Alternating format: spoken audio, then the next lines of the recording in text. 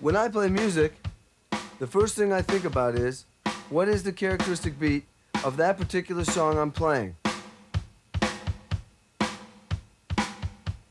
Then I try to concentrate on keeping solid time. The next thing I concentrate on is trying to make that particular beat groove or feel good.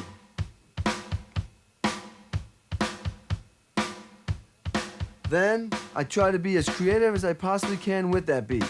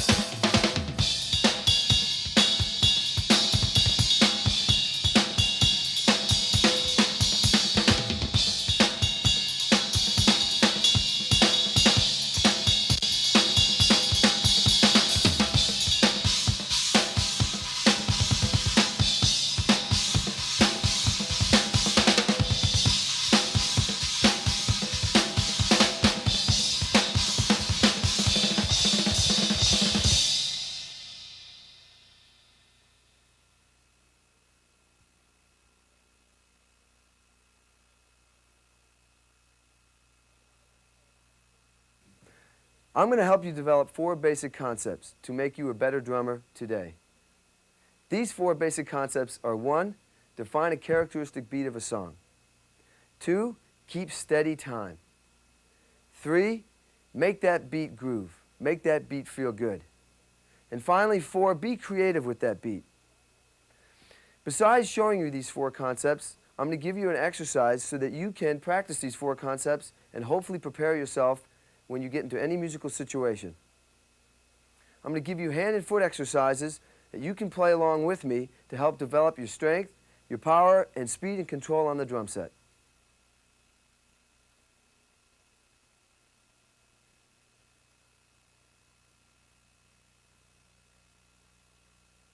What is the characteristic beat of a song?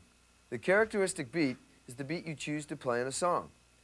It is one of the 2 main ingredients that help make a song sound unique. The other is the melody. The beat is the soul, the spirit. It's the foundation of a song.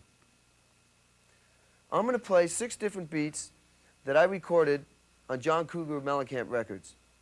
The first beat I'm going to play is from a song called Hurt So Good.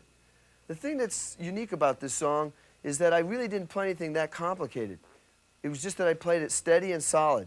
And the thing that came through was my spirit and my soul.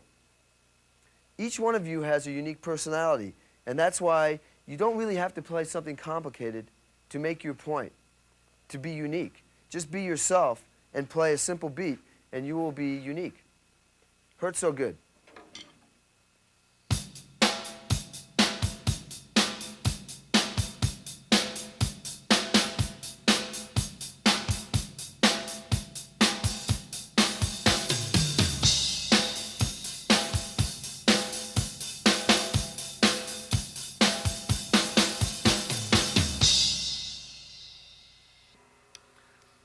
A lot of times when you hear a song on the radio, you probably think, oh, I can play that beat. That's really basic. That's really simple. But what you don't probably realize is that the beat you're hearing on that song is the end result of possibly hours, days, weeks, and months of working on that music. So, for example, in a song called Jack and Diane, I played this very basic beat when we started rehearsing.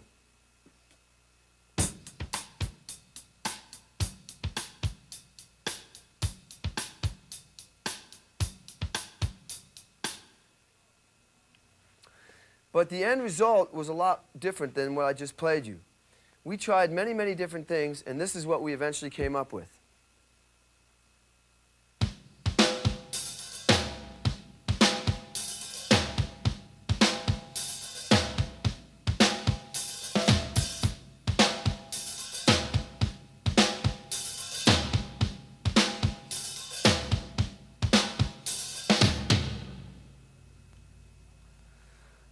Another example that's just like this is we did a song called Crumbling Down. And I first played a beat something like this.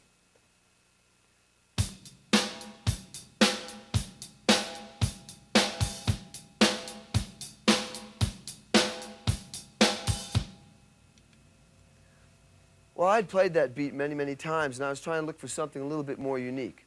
So I got inspired by the guitar part that John was playing on the acoustic guitar. And instead of playing the eighth note figure that I usually play on the hi-hat, I put it in my right foot. So it went something like this.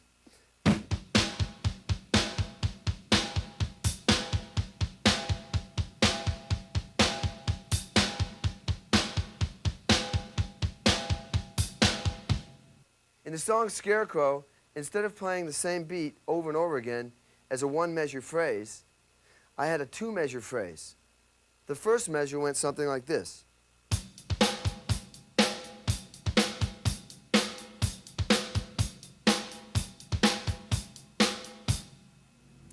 And the following measure, the other part of the phrase, went like this.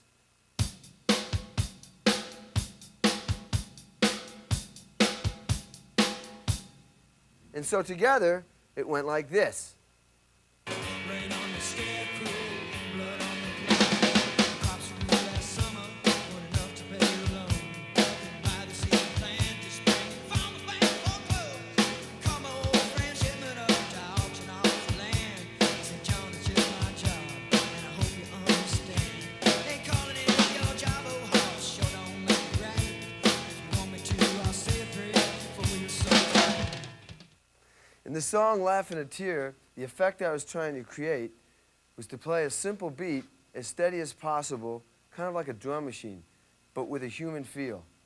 The beat kind of went like this.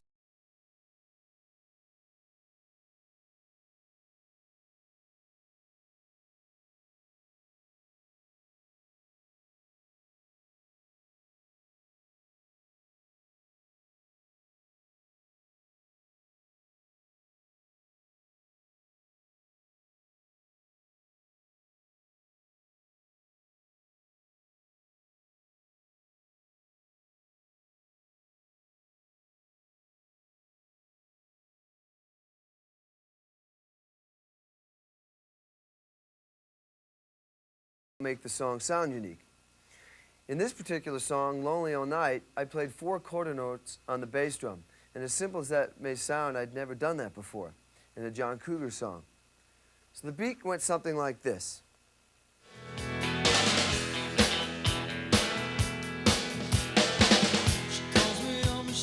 So basically, to sum it all up, I want you, when you're practicing or playing a song or sitting in with somebody or recording, to first identify what the characteristic beat of that song is. This is the starting point. This is the foundation. This is where you must start.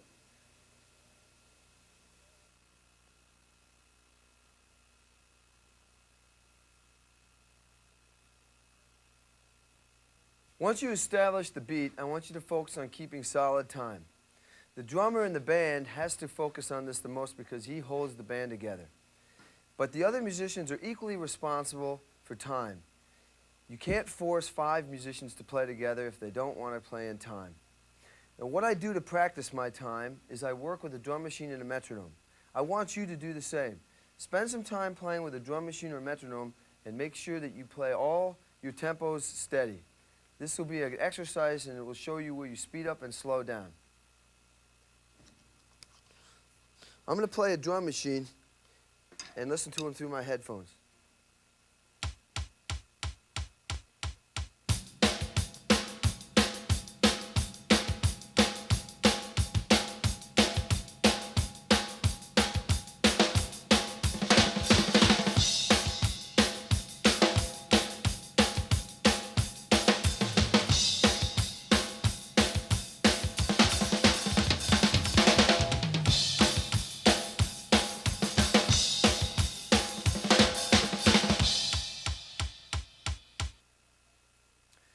You need to be able to practice everything with a drum machine, but eventually you need to be able to do it without a drum machine or a metronome. These things can become crutches. For 2 years I practiced with a drum machine and worked on my time, and it became very steady. but whenever I played without a drum machine, I felt helpless. So I want you to practice without a drum machine. I want you to be your own drum machine. I want you to hear that click in your head.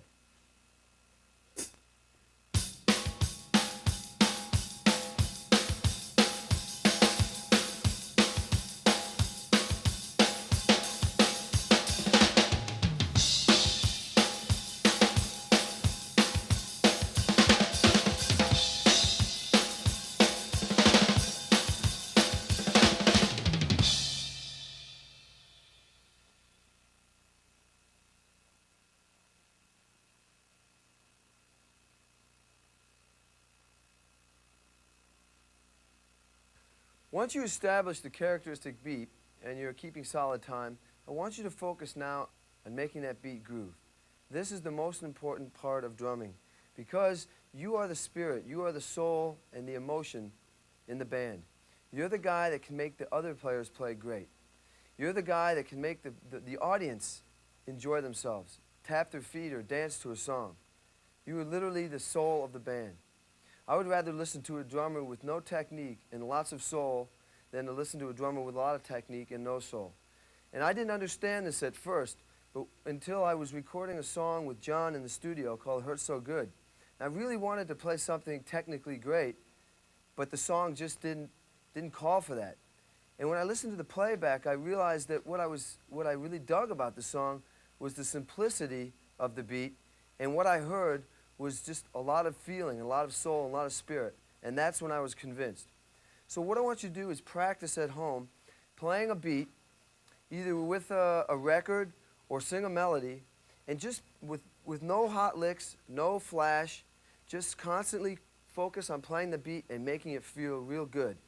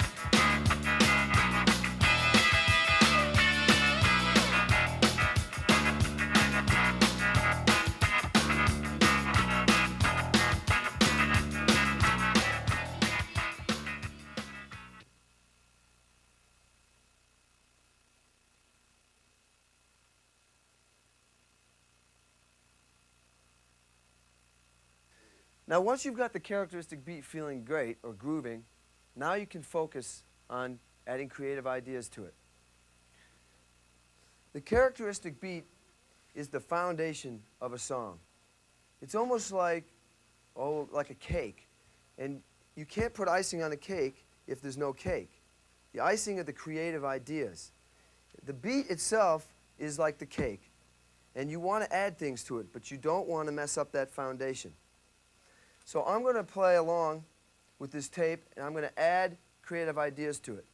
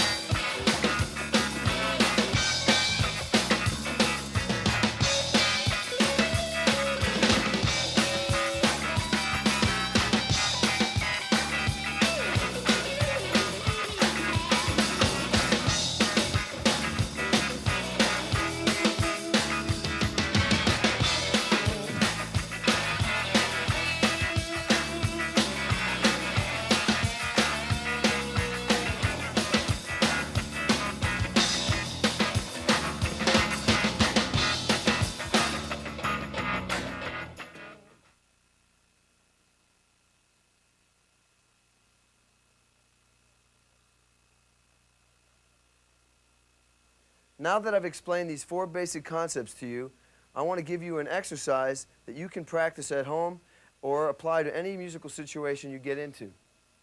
What I want you to do first is establish the basic characteristic beat. Pick any beat that you want, and I'll use this as an example. Once you establish this, I want you now to focus on time. You can play with a metronome or a drum machine or just sing a melody in your head and just focus on keeping it steady. Once this is locked in, I want you to now concentrate on making it groove. Just keep playing this beat over and over again until you feel real solid and real confident and that it feels real good. Now, what you do is start being creative with the beat, but only until these first three things are laid down solid. So the way we practice being creative with a beat is we'll start by concentrating on just the hi-hat.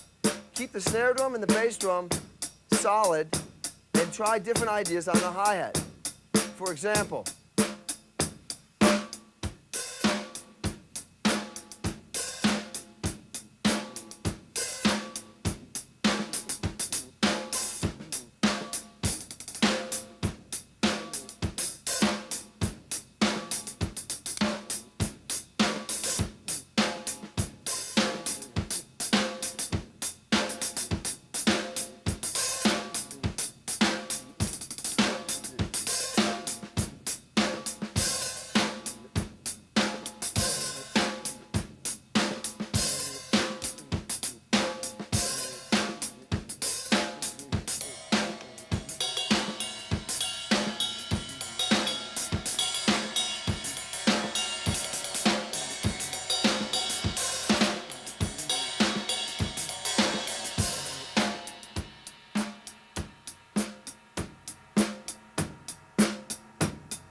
go back to the original beat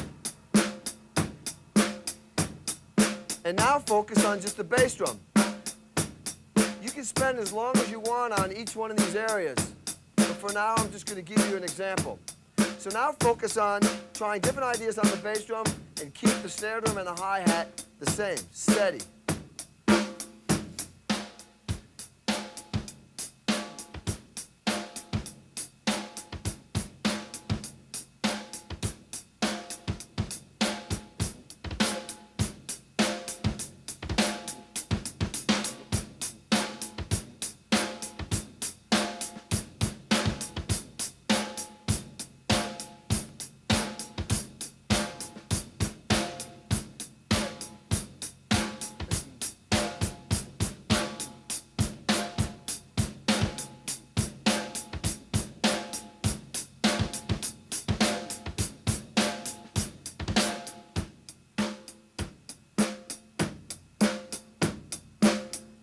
Now we'll focus on just the snare drum and keep the bass drum and the hi-hat steady.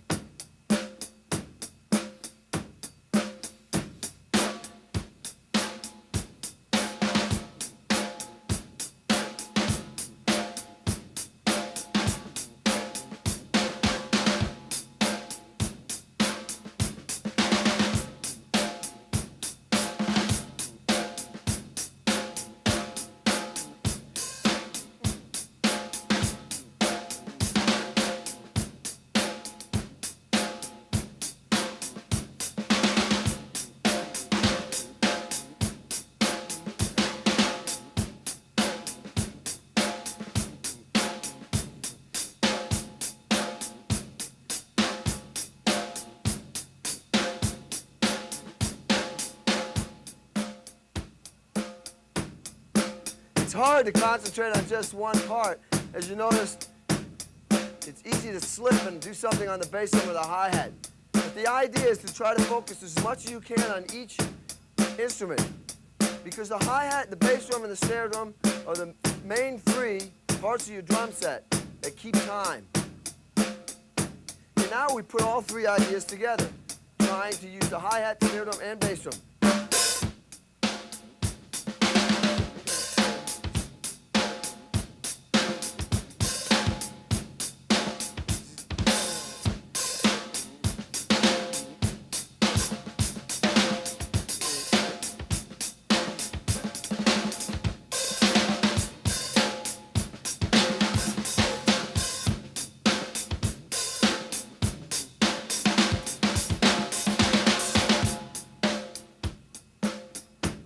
Now you can finally get into adding fills, but only until you've established some sort of foundation on the hi-hat, snare drum, and bass drum.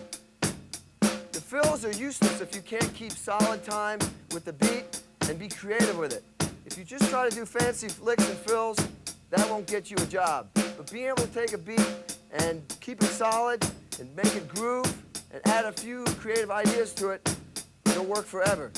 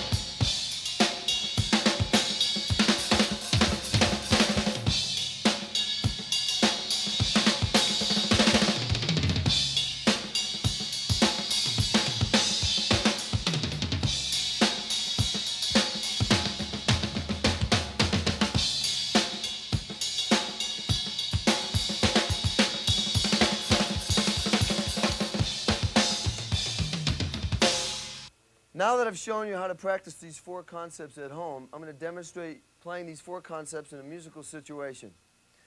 On keyboards, I'm going to have John Casella and Sandy Williams on guitar accompany me. 1, 2, 3.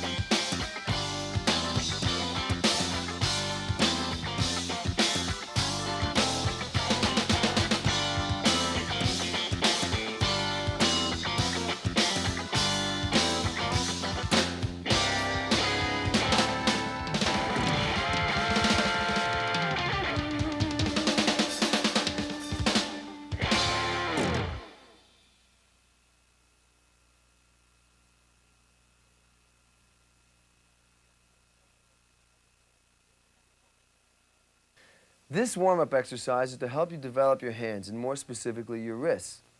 When I practice, I try to accomplish as much as possible in a short period of time.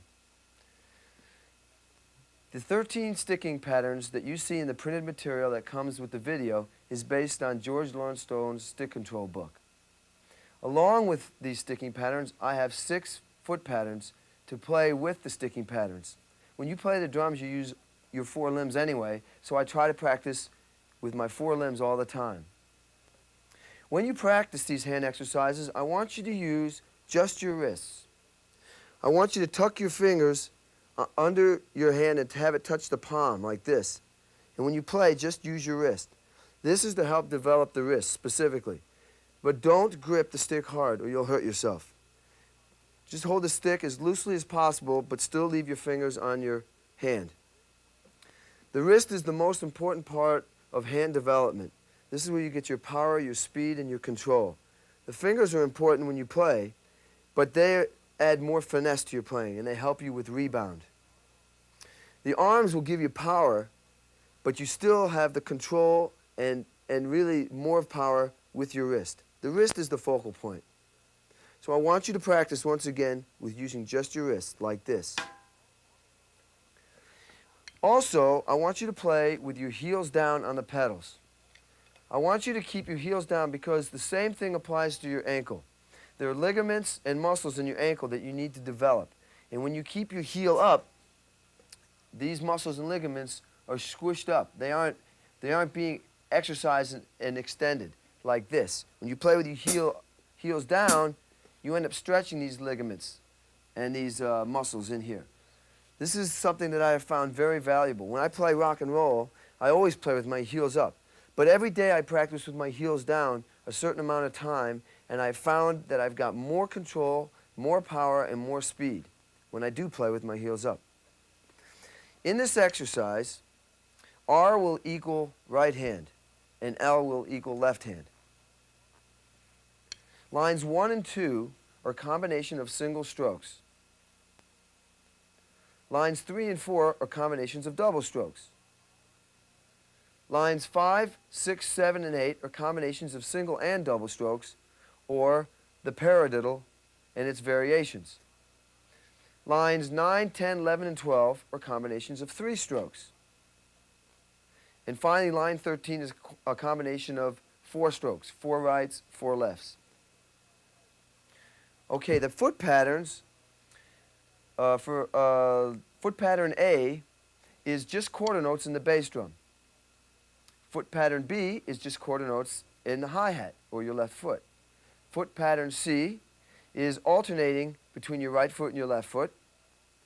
Foot pattern D is alternating between your left foot and your right foot. Foot pattern E is 4s with the right foot and 2 and 4 with the left foot. And foot pattern F is the reverse of that, which is 4s with your left foot and 2 and 4 with your right foot. All this is in the printed material. Okay, let's start by setting your metronome at the quarter note equals 80 beats per minute. And I will demonstrate very slowly 1 through 13, each line 2 times with foot pattern A. Remember to use just your wrists and keep your heels down.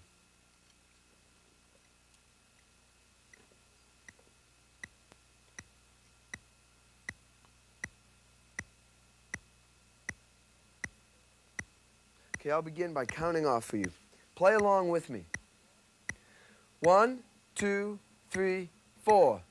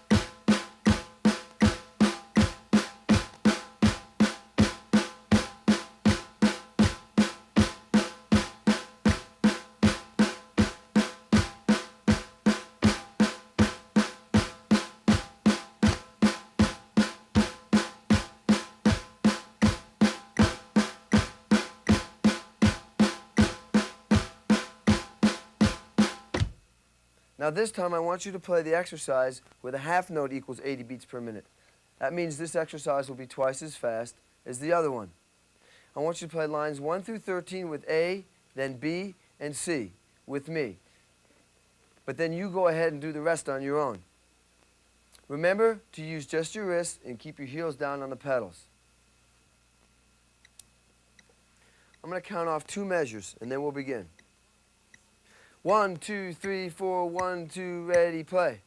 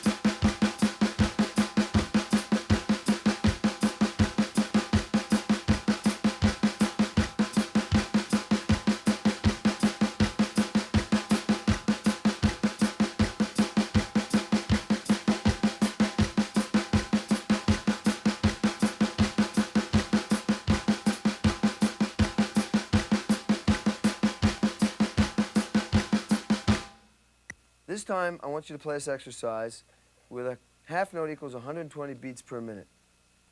I want you to play each line 2 times with pattern A, B, C, D, E, and F. Remember to use just your wrist and keep your heels down. I'll count off 2 measures. 1, 2, 3, 4, 1, 2, ready, play.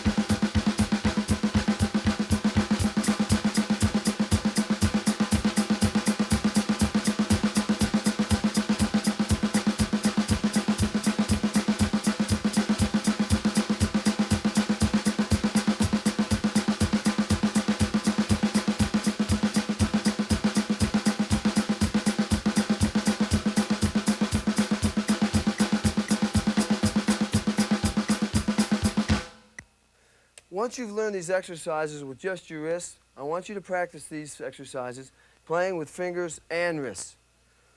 Now you can release the stick in your hand and let the fingers catch the rebound. As the stick comes out, your fingers can pull the stick back in, and you can play this exercise even faster. So it looks kind of like this. I'll just show you without a metronome.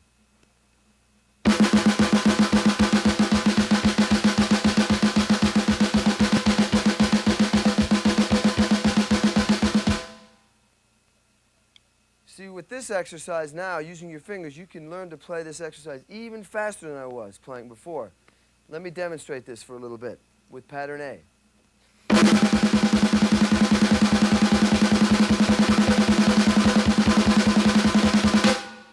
Okay? So practice these exercises every day for maybe 15 minutes. What I'll do is I'll do 1 through 13 with A, B, C, D, E, and F 2 times using just wrists. Then I go right into playing 1 through 13 with A, B, C, D, E, and F with fingers and wrists, gradually getting faster. If you use a metronome, just follow the metronomic markings every day and just gradually increase the speed. This is a good way to warm up your hands, but you're using your feet with it.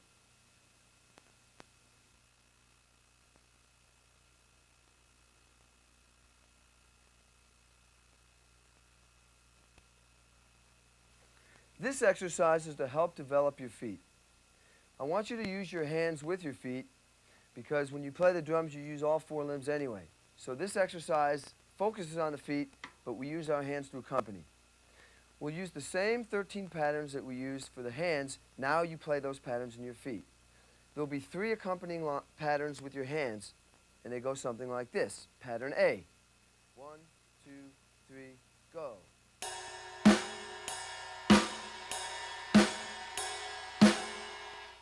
Pattern B goes something like this. 1, 2, ready, play.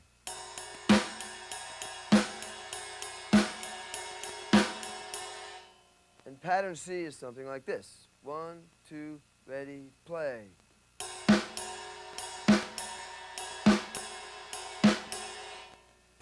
Now I'm going to play this exercise with the quarter note equals 120 beats per minute.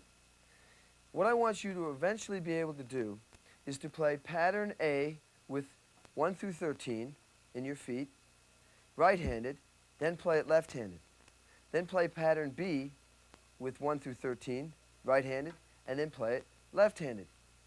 Then play pattern C with 1 through 13, right-handed, and then play it left-handed. I'm going to demonstrate 1 through 13 with pattern A, right-handed, and then I'll play it left-handed. I'll count off 1 measure. 1, 2, ready, play.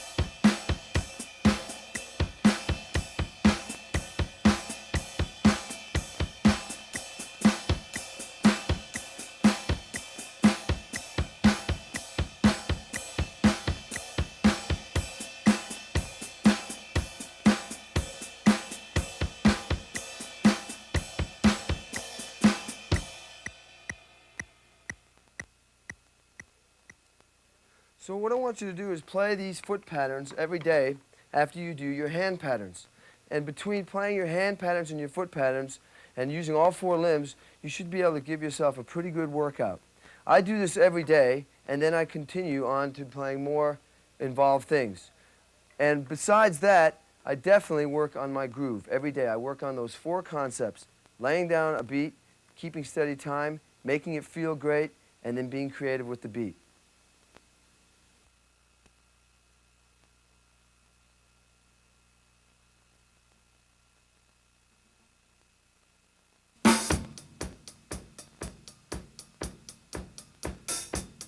I'm going to demonstrate in a solo the four concepts I've been talking about. Define a characteristic beat of a song, keep solid time, make that beat groove, and be creative with that beat. I'm also going to demonstrate technique based on the hand and foot exercises.